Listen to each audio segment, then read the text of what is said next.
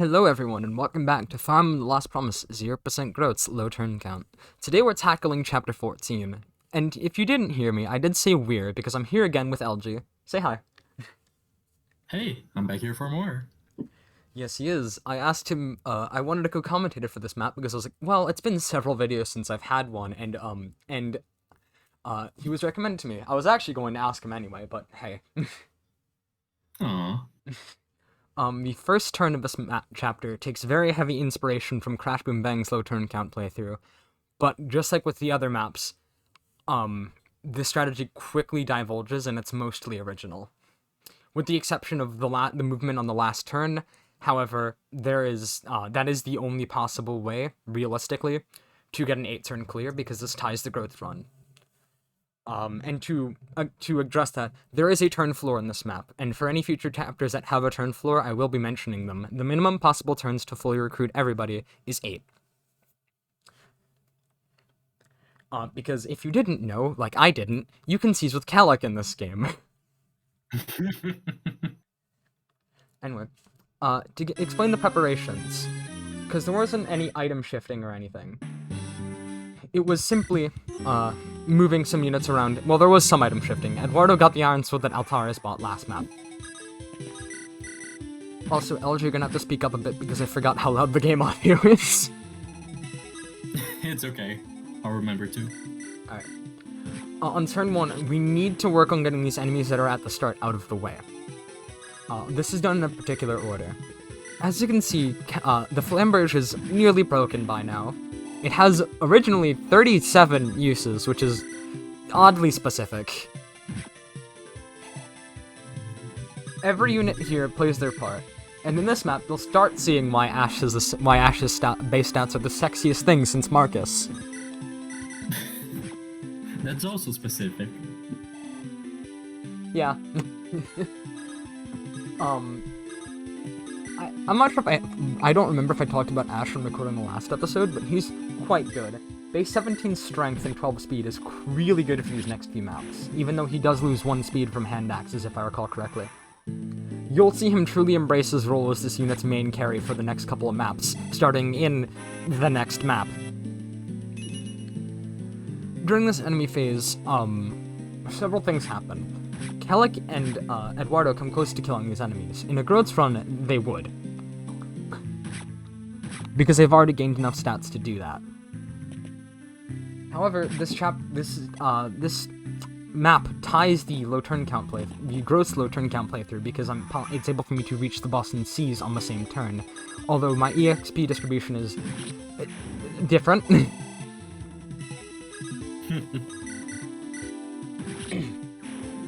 On turn 2, I just focus on killing these Cavaliers and pushing a couple units over to the right to get that village. That village has a light tome that we're never going to use. They hand them out like candy in the early game, and I cannot for the life of me grasp why. Eduardo uses the charge for what honestly may be the last time. Right there.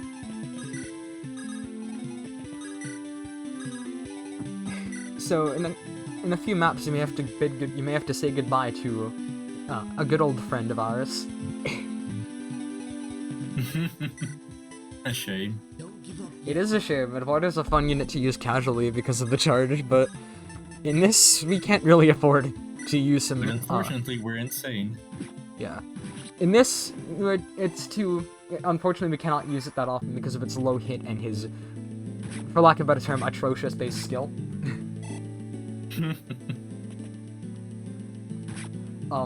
If you see Altares getting roughed up a bit, don't worry about him. He's totally fine. He faces a bit more combat in this run, but in this chapter, but none of it really faces a significant chance of killing him.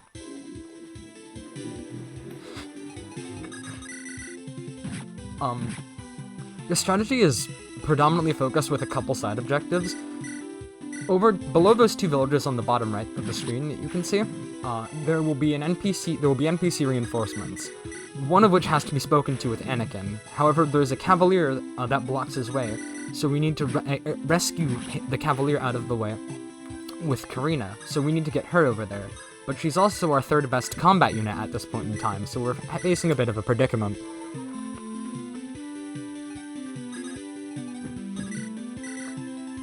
That village, again, has, it's either a Divine Tome or a Radiance Tome, which is basically a Shine Tome. I forget which one of them it is.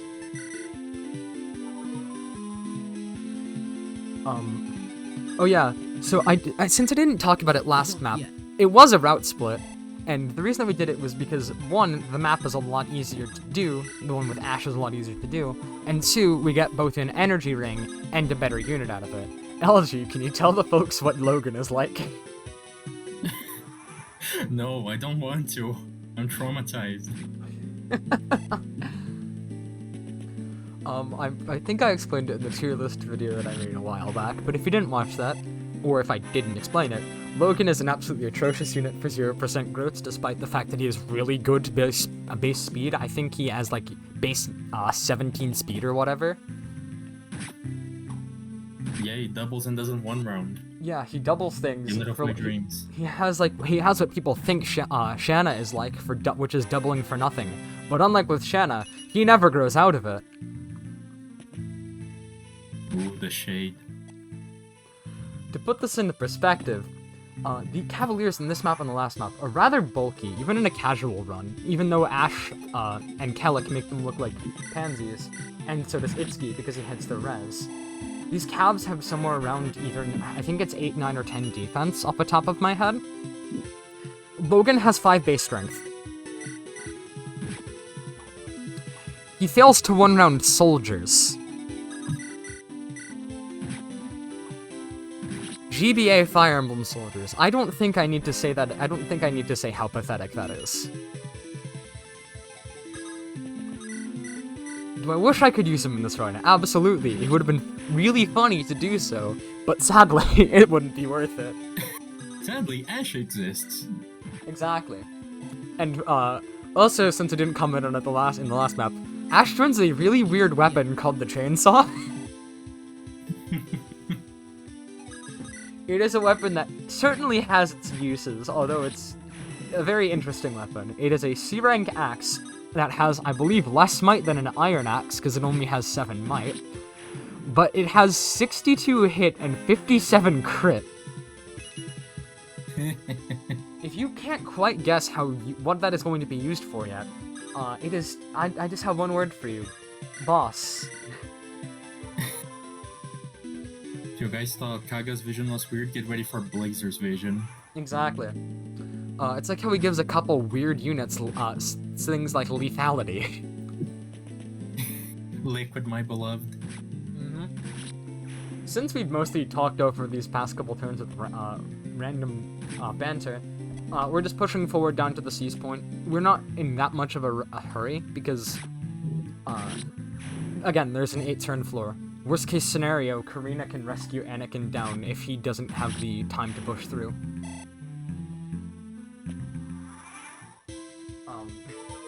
Kellic spends a fair amount of time on this fort, believe it or not. Just kidding, this is his last turn on it. We see Ash gum this Cavalier. We see Ash gum this Cavalier with the Steel Axe. Even though he could have killed with the Iron Axe, because Itsuki would want to get the kill because he was going to move down there anyway, and it just saves the use of an Iron Axe, even though we buy one later in the map. Yeah. And it gives a tiny bit more weapon experience than what we would have gotten. Plus, hitting once with the Steel Axe and finishing with Itsuki is more reliable than doubling with the Iron Axe. Our ends are burnt here, so that Eduardo can use... I lied when I said that was the last time he used the charge. He uses it again here. He smacks his poor defenseless troubadour to death. What a fitting end. Exactly, she got charged by a helpless idiot, as the weapon description says.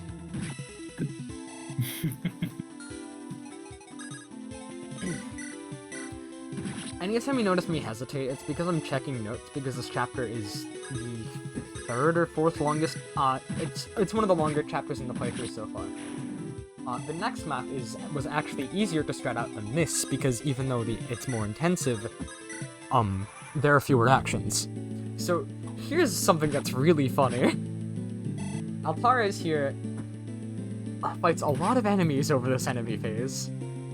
He fights one soldier and one horse slayer cavalier. One of them needs to miss, and both of them have over 50% displayed hit. Believe it or not, Altaris is the one unit who never failed his role when I was stratting out this chapter.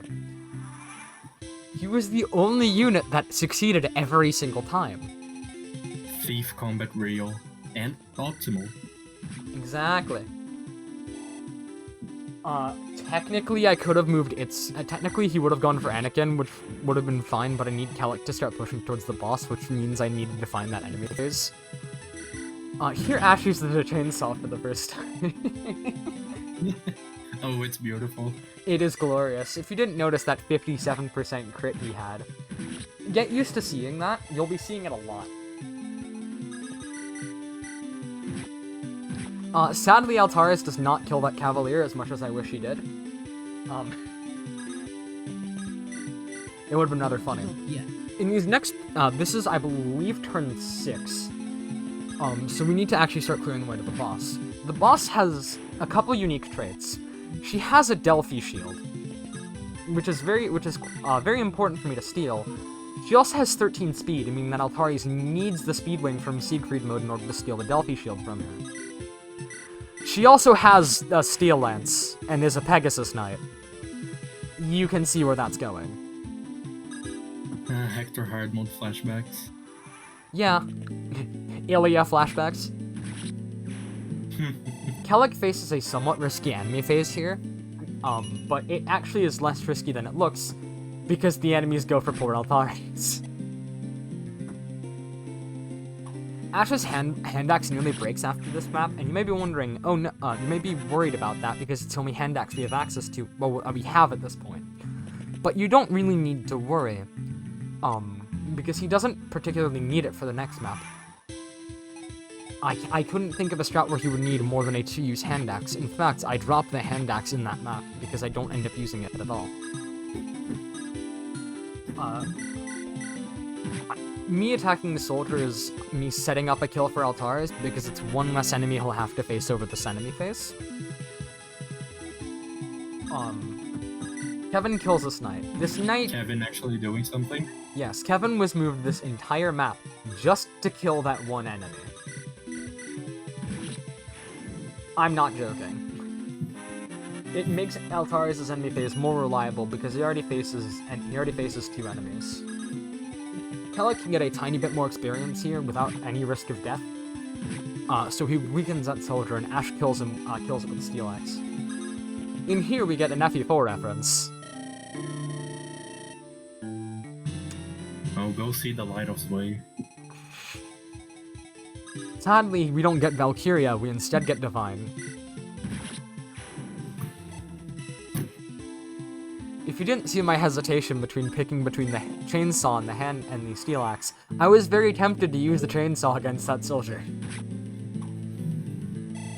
I would have liked, without killing that soldier, Al would have still survived this enemy phase. However, it wouldn't have, however, he would have hit that soldier twice, meaning that I could feed the kill to one of our new recruits this turn. We get Sia back this map, and Stamiko. Neither of them matter. Karina rescues... Glorified bench warmers. Yeah. Basically we get a heal staff for Emma, and a fire tome for Emma. This was me just being indecisive, because that soldier killed whoever gets it doesn't really matter. If Al hit it, Lurin would have gotten it, but I just decided to give it to Itsuki at the end of this map. Kevin goes to the armory and does not buy 8 door keys like Marty does in FE5. He instead buys an iron... He instead buys an iron axe, and a javelin, and an iron lance. You may be wondering why he buys the iron axe. It's for a later strategy that may or may not come in useful. Handy rather. I forget to turn on animations to this boss, but it doesn't really matter. It's just Ash hitting her twice with the hand axe because she gets weighed down by a Steel Lance. The 2 new units that we get in this map, like the actual 2 new ones, are Zac and Lirin. Lirin is basically flower utility of the unit. She's better Inanna. Her stats actually do show that. And Zac is an archer who joins with a killer bow, So just like, and he also has 12 speed and 8 strength. So just like Storm, he can actually one-shot some things. That's the end of the map. Thank you, LG, for joining me. The pleasure was all mine. And thank you for watching. We'll see you next time for Chapter 15, also known as a map that I thought would be a lot harder, but turned out to be a lot easier than I thought it would be.